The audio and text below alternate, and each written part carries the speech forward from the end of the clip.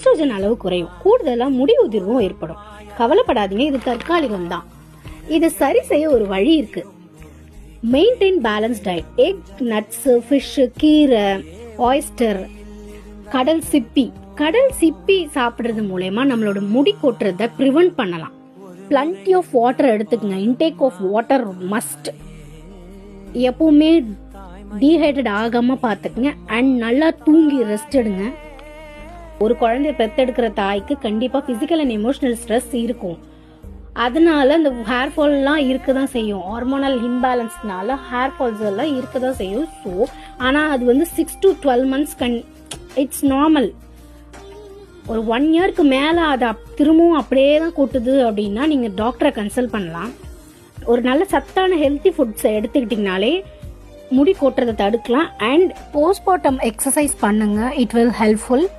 Take care.